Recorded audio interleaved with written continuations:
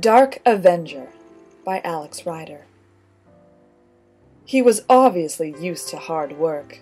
Of course she'd known from the time he'd carried all that water up the hill that he hadn't developed a body like that by lounging about in an office, dictating letters.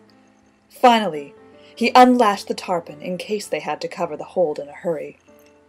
Tearing her eyes from him, she checked the compass bearing and scolded herself as she brought the Miranda's bows to the correct heading.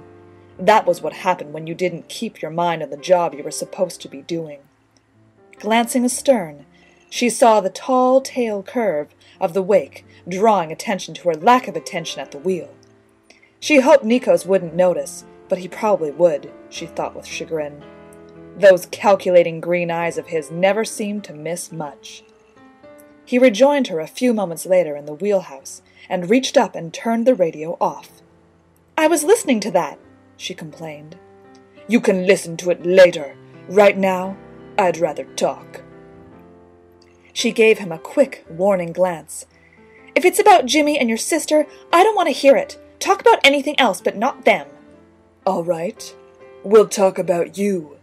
He suddenly moved behind her, and her eyes widened in shock as his hands slid round and cupped her breasts. She clung to the wheel and gulped. "Stop that! What do you think you're doing?" "Passing the time in the pleasantest way I can think of in the circumstances." His voice was low and vibrant behind her ear. Beneath her thin t-shirt and flimsy bra, she could feel herself swelling in response, and he grunted with pleasure.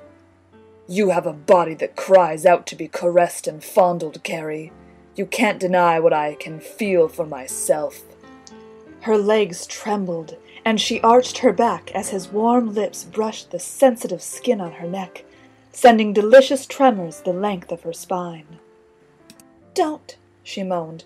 "Please, Nikos, no more." Ignoring her mumbled and almost incoherent plea, his lips continued to nibble at her ear and neck. His hands left her breasts, and she gasped as they dropped lower and insinuated themselves under her t-shirt. The muscles of her flat stomach tensed and jumped as his fingers massaged her naked flesh gently. In harsh desperation she pleaded once more, "Please, Nikos, stop it now." His fingers were now inserting themselves under the waist of her jeans. "Do you really want me to stop, Carrie?" he whispered seductively in her ear.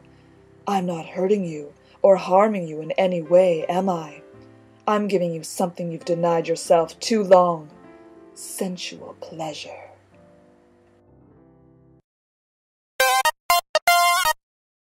This has been a reading of The Dark Avenger by Alex Ryder.